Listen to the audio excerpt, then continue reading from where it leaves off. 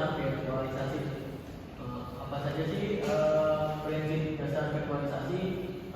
Untuk yang pertama ada definisi virtualisasi. Virtualisasi adalah teknik abstraksi sumber daya komputasi yang memungkinkan satu fisik mesin menjalankan beberapa sistem operasi atau aplikasi secara bersamaan dan berisolasi. So, analoginya seperti ini. Hotel dengan banyak kamar itu misalnya itunya adalah virtualnya. Dalam satu gedung fisiknya atau hardware-nya. Setiap tamu itu OS aplikasinya merasa memiliki kamar sendiri yang lengkap. Oke, di sini saya akan menjelaskan sejarah sangat singkat dalam virtualisasi. Tahun 1960-an, IBM, CPM, CMS, mainframe, virtualisasi berdampak. 1990-an, VMware memperkenalkan virtualisasi untuk x86. Tahun 2000-an, XER, KVM, Hyper-V muncul. 2010 sampai sekarang, kontainerisasi atau dokter dan cloud native. Mengapa virtualisasi penting? Manfaat utama yang pertama isolasi, masalah di satu VM tidak mempengaruhi lainnya. Yang kedua kondisi konsolidasi, mengurangi jumlah server fisik. Yang ketiga fleksibilitas, mudah migrasi, backup, recovery.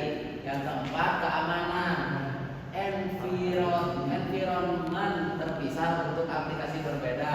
Yang kelima efisiensi, utilization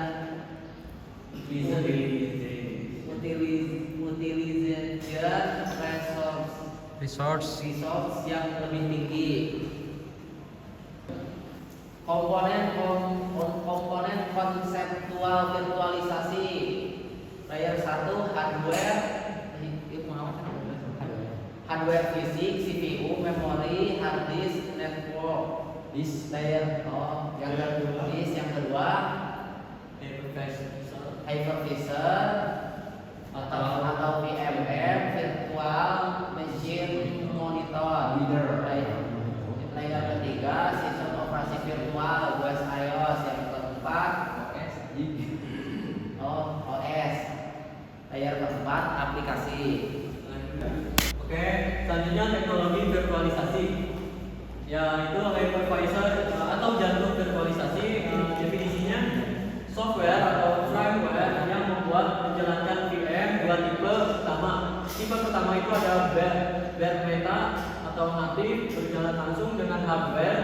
Contoh VMware XE dan Microsoft Hyper 5.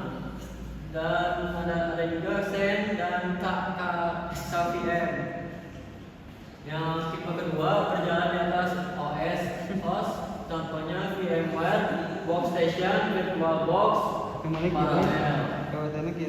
Virtualisasi CPU tekniknya binary translation, mengubah instruksi switch USIOS secara real time. Yang kedua hardware assistant atau Intel VTX atau AMD 5, yaitu CPU memiliki ekstensi khusus. Yang ketiga ada para virtualization. Selanjutnya ada virtualisasi memori. Tekniknya yang pertama shadow pack table, yang kedua extension pack table, yang ketiga ada bounty. Virtualisasi IO dan storage. Modelnya yang pertama ada embedded device, para virtualized device, yang ketiga ada direct assignment. Storage virtualization, pertama itu ada deprofessioning, yang kedua ada storage area network atau SAN, yang ketiga ada virtual disk atau juga VMDK atau VHD.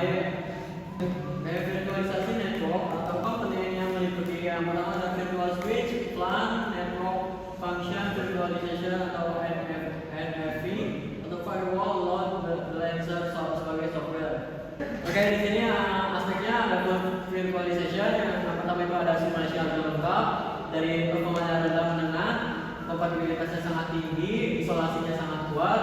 Contohnya VirtualBox atau VMware. Untuk para virtualization, QoS dimodifikasi untuk performanya tinggi, kompatibilitasnya terbatas, isolasinya kuat. Contohnya saya yang mode PV.